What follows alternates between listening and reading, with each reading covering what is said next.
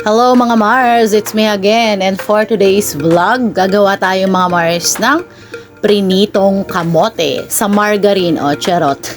Classic lang to mga Mars. Eto nga, binabalatan na natin yung kamote. Ganyan, pagka nabalatan ng mga Mars, kailangang linisin. At syempre, eto naman yung part ng kayurin natin mga Mars. O ayan, di ba? Parang cheese.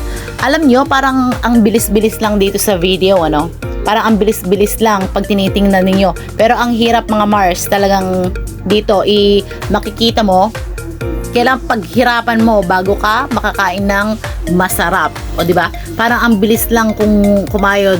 Ang tigas kaya niyan, hindi siya katulad ng cheese na malambot. Yan, matigas yung kamote mga Mars. Diyos ko. Hands up nga sa mga nakasubok na mga Mars na magkadkad na magkayod ng ganyan.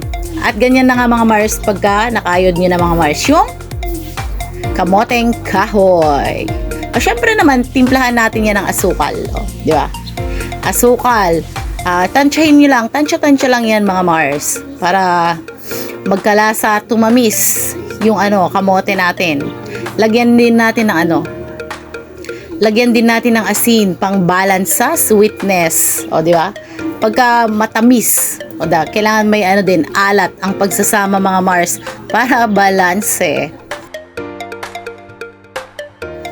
At syempre pa nga, halu-haluin natin mga Mars yung mga ingredients na nilagay natin. Yung asukal at saka yung asin. I-mix natin sa kamote mga Mars para naman sa ganun well combined yung mga ingredients mga Mars. O yan. At of course sa kawali maglalagay tayo ng konting mantika and yung margarine. O hindi na masyadong makita yung video. Margarine yan. Ang bango niyan mga Mars. Kung naamoy nyo lang naamoy ko kahapon, ang bango niya. At syempre pa, arrange na natin yung lagay na natin yung kamote dito sa may kawali mga Mars. Yan. Alam nyo dito sa pagpipirito ng kamote mga Mars, lagyan nyo ng konting tubig para siya. Lagyan nyo ng konting tubig para lumambot ng konti mga Mars. Kasi pagka purong lang, mantika lang at saka hindi siya ganun kalambot. Pero mapiprito pa rin siya kasi may siya, margarine siya. Pero lalambot lang, hindi siya yung matigas na matigas. Pag kasi prito, iba yung texture niya mga Mars. Yan. Pag walang tubig na prinito mo, lagyan nyo lang ng konti, wag naman yung parang sabaw mga Mars. Hindi na yan kapag hindi na siya masarap.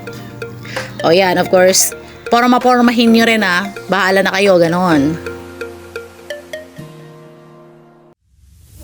At ito na nga ang kamoteng prinito sa margarine, di ba? Classic kamoteng kahoy na prinito, di ba? Yan, masarap yan. Mukha lang siyang hindi masarap mga Mars, pero malasa siya. Try nyo na. Tingnan nyo.